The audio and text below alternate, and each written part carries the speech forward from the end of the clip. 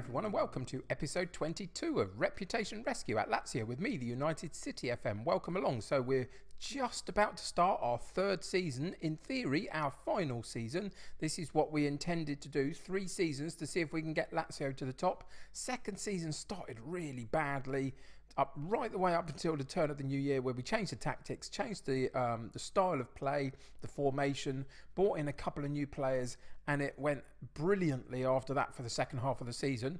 And so this season, it's all about, can we get a good start, can we maintain it, and can we try and get as close as we can to winning Serie A this season. That's the intention for this particular season as we get into it with Lazio. So we've just been through a transfer window, so we didn't do an awful lot. You can see that the finances are solid in terms of overall balance in the club, but the transfer budget was very small. We didn't really have many players that I wanted to sell on. You can see that we got a very small issue with the wage budget just at the moment, but hopefully over the season that will iron itself out a little bit. But we have spent some money, we have done some business. So a couple of players went back from their loan spells. Henriks was one who was playing at right back for us, and Trincao was another who was playing at right side of midfield for us. And so those are two we had to replace. And we also lost our reserve goalkeeper. He just wasn't getting games, and his contract was up, so he went on a free. So those were the 3 players that we really needed to find a way to replace in this squad. And we did it, basically. We did what we needed to do. So there's a few other youngsters that went out as well. Made a little bit of money on them, but not a lot. And these are the 3 players that we bought in to keep the balance in our squad. So the goalkeeping position is taken up by a loan player, Radu. And we've got him on loan from Inter Milan, 24 years old, a Romanian international, and he's a decent backup goalkeeper. 24, I think that's a good age for him to be at, to continue a slight development, maybe if he gets enough games. He will play a bit here and there, but certainly Strakosha will still remain the number 1 in the club. But this guy comes in as our backup goalkeeper and will rotate occasionally. So that's the first of our 3 signings. The second is the right back option, and we've gone Italian. I wanted to keep a bit of an Italian presence in the side, and we found a fairly common situation in Football Manager of this year and last year. I would suggest that Davide Zappacosta was a little bit unsettled, and he had a very small asking fee attached to him, and so we bought him in for minuscule amount of money. And this is a good Italian international player, and he's played the last 2 seasons on loan at Roma and Watford and done pretty well both times. So that's the reason I bought him in, and I think down that right hand side of our defence he'll do a job for us perfectly happily. And so he comes in and only cost me 1.8 million. So I was more than happy to bring him in. Let's see if we are the ones that are able to get the best out of him. And the big summer signing, £35 million, was to fill that right-hand side midfield berth in rotation with Lazzari. And it's been Buendia, who we bought in from Norwich, who I think, again, 24 years old, so a decent age, has got a really good set of attributes here to play that right side midfield role. Now, normally we play on this central midfield line, rather than the attacking midfield line, and he can play it perfectly well, but occasionally we switch up to the gegenpress and play with an attacking wide right player as well, and he plays that role better than Lazzari does. And so that's another reason why I brought him into the club, just to add options down that right hand side basically. But he and Lazzari will fight it out this season for that right hand side berth, and I'm sure Lazzari, I know Lazzari will start off as the number 1, but this is a fantastic alternative to have in the club. So welcome in Emi Buendia. So those are the 3 bits of business. It wasn't a huge transfer window just because the finances weren't there, and I didn't want to sell any of our big players in leading up into this final season of this particular series. So yeah, that's where we're at with in terms of the club. You've seen the finances. They're okay in terms of overall, but a bit of a wage budget issue. We start a brand new season. We played a couple of friendlies, not many, 3 in the end. We got beaten quite well by Arsenal, to be fair, 3-1. And then we went on a bit of a rampage against some slightly lesser teams. Siglap we beat 9-0 in a friendly match, and then Spal we beat 6-1 in a friendly match. We get Spal again in a couple of weeks in Serie A, so that bodes well in terms of how successful we're going to be against some of the slightly lesser lights in Serie A maybe. Today we start off the campaign with Brescia. So I think that's a reasonably good start for us in terms of teams that we could play, and the first couple of games that are pretty decent, and then we get Zebra and Milan one after the other, and Atalanta, who have been very good over the last couple of seasons as well. So there's a bit of a tricky patch, and we'll also find out who's in our Champions League group stage at some point in the next couple of weeks.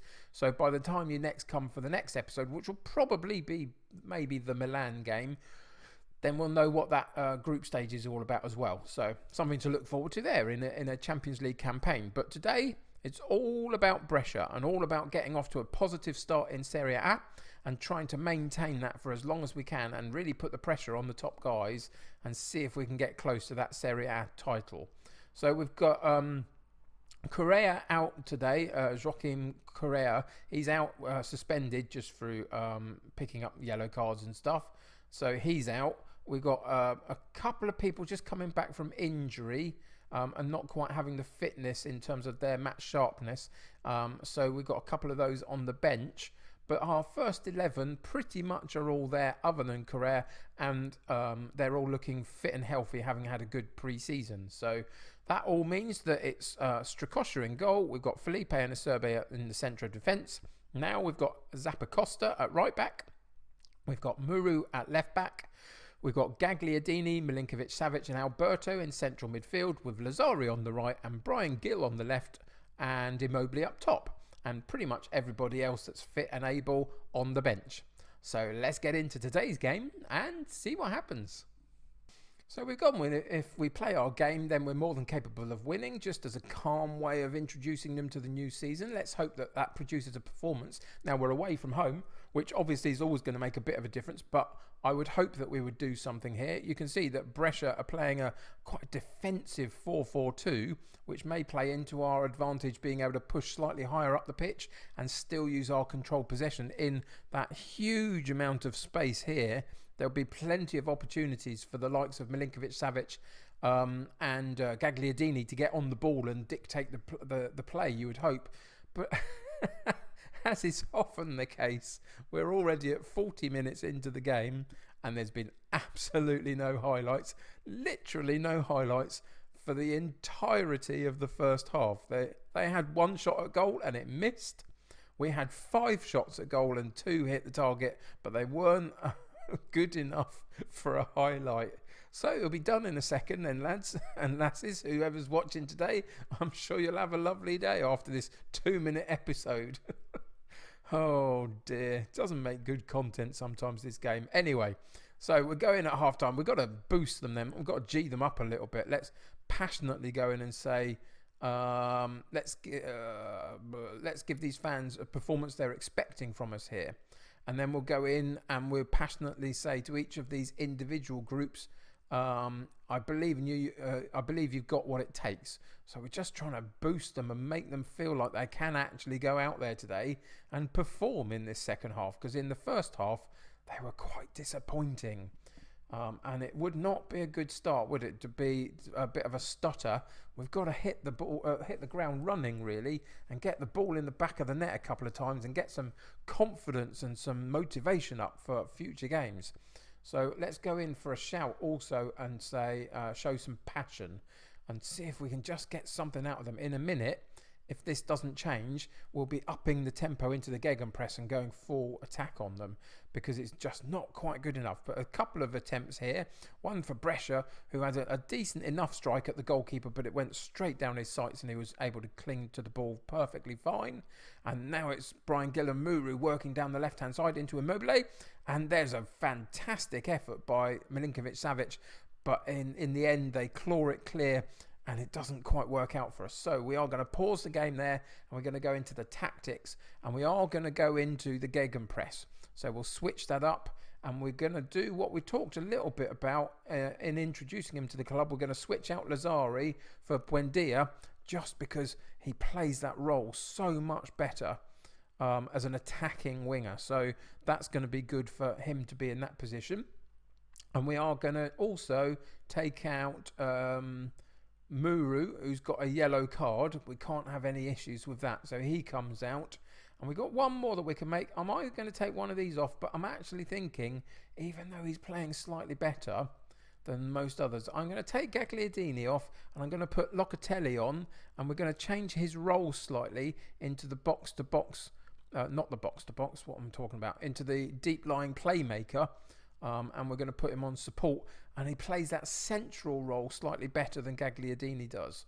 So that's what we're going to do for now, and we're going to see whether that can make the difference as we move through this second half. And we're at 65 minutes already, so we've got to get a shifty on, really, to get something from this match. And we get a chance to build up right the way from the back from the goalkeeper, from a goal kick. And it's gone into Milinkovic-Savic in central midfield, and he's got plenty of space. There was that space that we talked about. But then you move past that point, and there's the brick wall that you have to break down with Brescia. And it's Locatelli with the ball, and Immobile heads over the top by a little bit. It was a close effort, some good build-up play, and a decent chance for Immobile. You'd hope that he'd at least get it on target, but he didn't quite manage it today. Everybody just feels like, oh no, there's an injury as well to Locatelli. Everybody's feeling like it's the first day of the season and they don't quite know where they are, to be honest. What are we going to do here? We're going to have to drop Alberto back, I think, into that central midfield role. And that's as good as we can do, I think. And we're going to have to play out the rest of it. A man down, unfortunately. But it's Alberto on the ball with a free kick. And it took a really good save right in the top corner for the goalkeeper to push the ball over the top. And again, we get another set piece on a corner kick on the far side. It's Alberto trying as hard as he can to claw us into this game and give us a chance. And again, we've picked up that loose ball on the clearance from the corner kick. And we've worked it to Milinkovic-Savic into Buendia. And I think he was offside. He was. Unfortunately, he just strayed over the offside line. And the goalkeeper clears it long up to Brescia's left-hand side.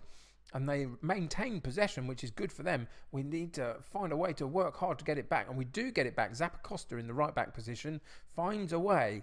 And now can we do something with it? We are in the 83rd minute. We are a man down because of an injury after all our substitutions were made. But it's Milinkovic-Savic right into the box. Holds up the play. Brian Gill. And fires it slightly wide of that near post.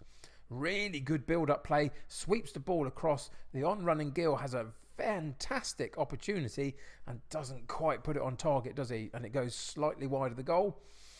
And that is a very, very underwhelming, stuttering start to our season.